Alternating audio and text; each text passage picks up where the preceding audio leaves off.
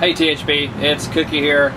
Monday afternoon, just finished an amazing weekend of Morgan Cup coverage from this year's event, and I decided to wait until this point to do a recap of not only my trip this year, but kind of my whole experience. I'm going to do it perhaps a little bit different than others. I'm not going to do a bunch of individual shout outs to my competitors and teammates and everything. I pretty much told everybody what I wanted to tell them there in person, so I'm going to keep this about more of the event and some of the matches and things like that. The first thing that I have to do is I have to say thank you to Josh and Morgan. Their vision, execution, their dream, seeing it all come together, and for us it's an incredible experience to be a part of. It started in 2011. I just joined the Forum in February of that year, so like 5 months prior to the first Morgan Cup, and I just I think a month or two before the event, I jumped in and picked Team Hackers for the win and just went full bore in supporting them, trash talk thread, got fully engulfed in it. And it was a blast to follow and, pick a team to go to battle with there. Fast forward to 2000, actually the end of 2011, submitted my video for the 2012 event, and I was fortunate enough to get selected and went through that last year as a competitor for the first time. Team Hackers played some good golf. We happened to win, and that's really when the 2013 journey started for me. That afternoon, actually the following day, that Monday, I was driving and I saw the video of Josh asking us to come back for this year and attempt to defend our title. So that's when this journey started for me. So I think I had a bit of different expectations and feelings for this year compared to a lot of folks. I didn't have as much of a competitive fire as I had for 2012. It's not a bad thing. I still wanted to win, but it wasn't the sole focus for me. I wanted to experience it, enjoy it, have fun.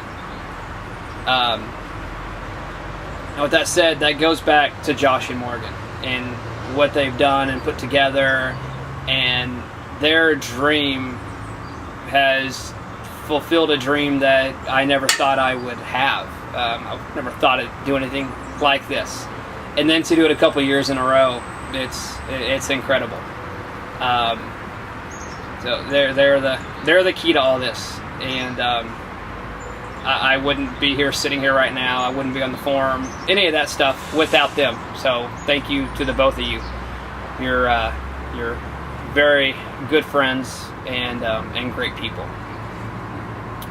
Moving on to the actual event. First, I have to say thanks to Keegan, Plato, Jordan, Smith-Faced, and Wardy, M. Ward. I know there were more volunteers, but those are the guys doing the interviews with us on Media Day, out there on the course, asking key questions at key times, and bringing you everything you saw the last 3 days. And they gave up money, time, out there sweating to capture us, running around whacking golf balls. And without you three dudes, the coverage you saw would not have been seen. And I thank each and every one of you very much. I got to play 2 practice rounds with Plato. It was awesome. We played as a twosome one afternoon by ourselves. I learned so much about course management in that course of 4 hours. I've known Wardy for a while now, just a hilarious dude. And then Jordan, I met him on Tuesday night, and he had driven 3 hours just to play a practice round that day, to go back home before he came back on Friday. He had been going through some tough times, and I really enjoyed the time I got to spend talking to him and learning a bit more about him and things like that. Just a very, very cool dude.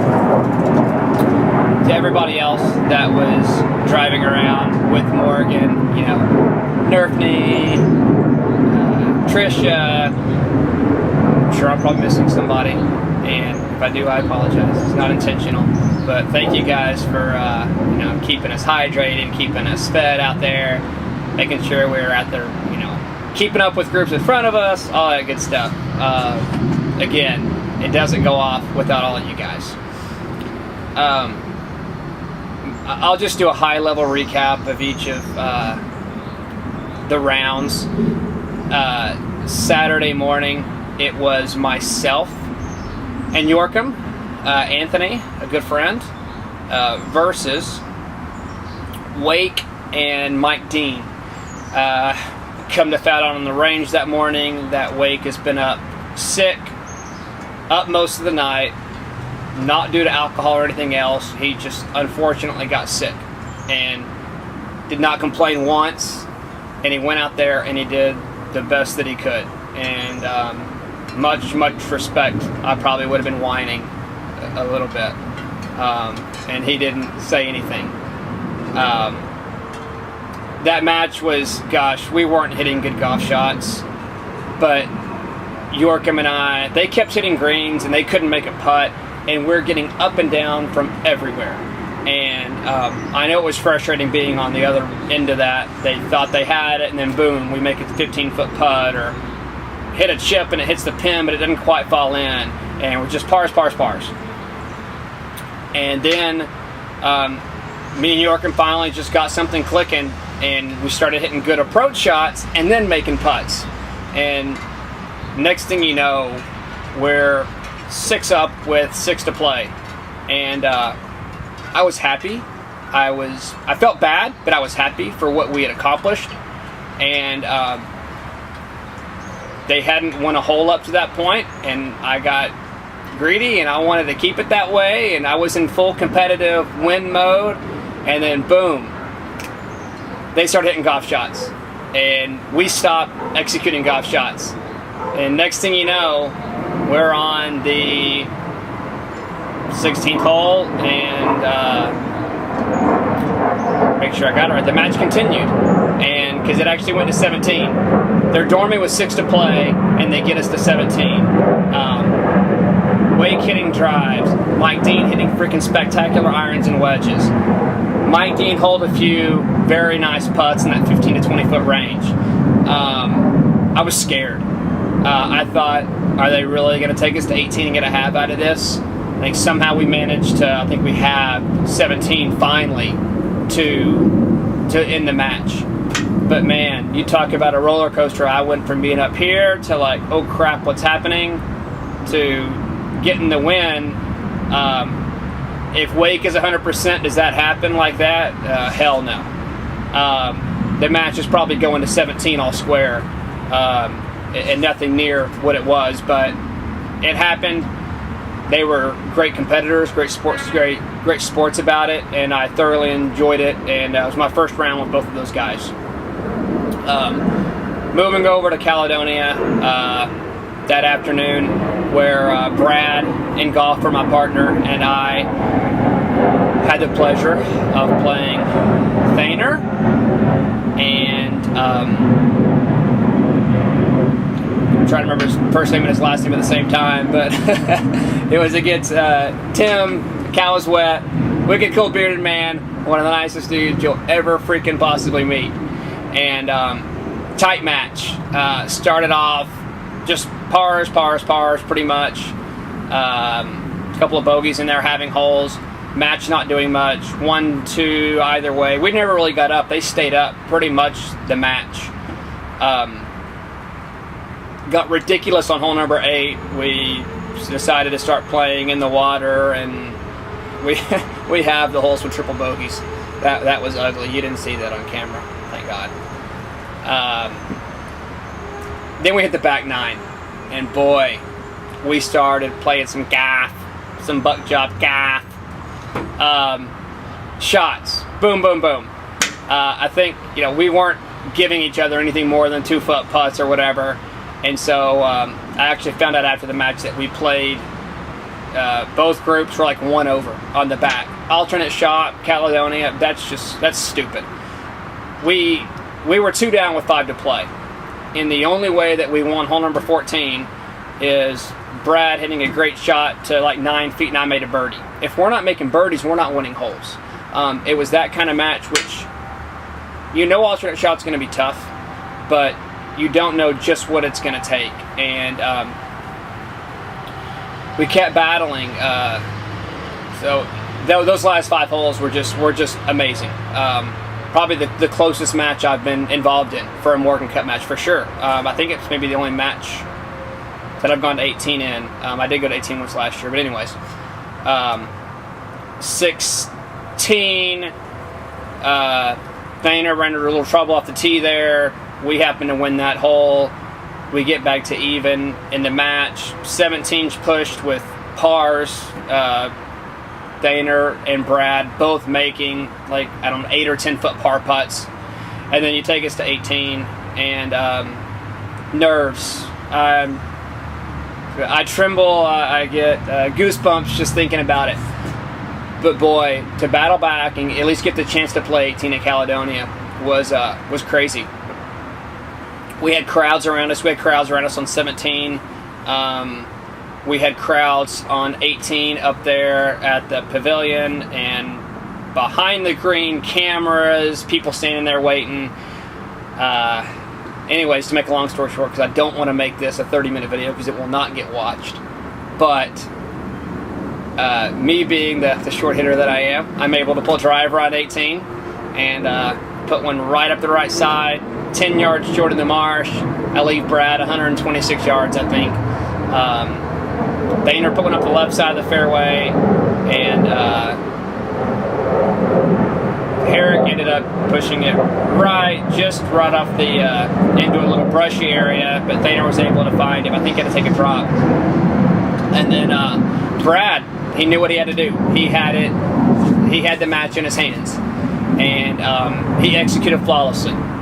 Perfect shot, pin high, 25 feet right, and that was it. All I had to do was, I think they had a putt for bogey. All I had to do was 2 putt for the win, and I snuggled one up, and they conceded that, and I can still feel and hear Brad yelling from the fairway when he was so pumped after executing that shot. It was a cool moment that I will never forget that one. Fast forward to Sunday morning, me against Jay Kahn, a fellow Cleveland staffer. Knew I had a freaking tough match ahead of me. I had the pleasure of playing with Wake again, who thankfully was feeling better, and Amal. They were playing each other.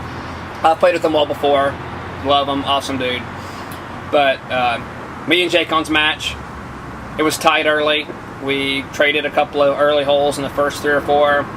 He freaking goes beast mode and hits the 4th par 5 and 2. I don't have a chance. He takes his birdie and walks away. And then it was okay till about 7 or 8. I won another hole to get it back to even or something. And then he went on a tear where he got about 4 holes from me that I never could quite recover from. I think Jeff would agree that neither of us played our A game. We were both kind of playing B game. My A game could have held with his B game, but my B game wasn't going to hold with his B game. And so we both just kept getting around and getting pars, and I did what I could to take it as far as I could. But I got to 16 in that damn waste area that you drive through, and I have to figure out how to play a shot from that waste area if I'm ever back there again, because it was the death of me. Frustrating. I don't like that pack sand. But anyways, that wrapped it up, and as I told people, especially Chunky, and after the match, I said, I've never been so happy to lose. I wasn't happy, but I don't know if my expectations were lowered because we won the year before or just what, but I wasn't disappointed that we lost, especially when you look over, and it meant more than anything of my feelings, but Dean and his emotions, and his match against War coming up 18. and seeing those dudes, and it brings, it still does, it makes me tear up. Seeing guys leave it all out there. Seeing Jake get the win. Seeing some great friends on Team Paradise get a well-deserved win. It was awesome. And I love so many of the dudes there. I can't wait to see them again. I'll be seeing them again shortly. So moving on, that's my recap of the weekend. A little bit more overall experience now. Big shout out to Cleveland Golf. They were great to deal with throughout the process. Awesome clubs. Altitudes, they're not going anywhere. I love them. I'll be playing in. Gosh, can't imagine replacing them. But they were awesome, and they took care of us. And Cross Golf apparel, Eurocut, I liked it. I'm kind of a smaller dude, so I think I look pretty good in that stuff. But they sent us some nice gear, and little stuff along the way. You know, jackets here, bucket hats there, another rain jacket there. You know, we got golf balls from Strixon, and stuff from Cleveland, and they just take care of us, and this wouldn't be possible without them, and obviously the other companies that elected to sponsor 8 very lucky golfers this year. Lastly, I want to thank the participants that gave it their all throughout this process. Due to your efforts, we're seeing this event come back. And I'm not sure if it wasn't for those efforts that the event would be coming back. No, I don't know anything. I'm just going based off how I'm reading what I've seen, JB saying on the board and everything. He saw the effort, and he saw the fire, and he saw the joy in all of us when we're there playing. And I think he just said, we can't let this go. We have to continue it in some form, changed, whatever. We have to continue it. And I thank everybody that gave it their all. I know it's tough. It's a challenge. I know I looked back and I wish I would have done more. I'm subscribed to Threads, and I hate seeing them drop down. I feel like I'm letting my sponsor down, and I need to get those bumped back up. I need to give my updates. It's fun. It's an honor, but it's also work. And anybody that sees this that's considering it for a future event and going for it needs to know that. I think I'm going to leave it at that. I will say that I told a few people that I thought 2013 would be my last year. But I got the bug back. Right after the event was over, I had an emptiness that this was over. And I want to experience it again. So whenever those threads go up and we find out what we got to do, yes, wife already approved it a few minutes ago. You will see an entry from me. So thank you for those that made it this far. If I forgot anybody, my apologies. But I love you dudes, and thank you for one hell of a ride.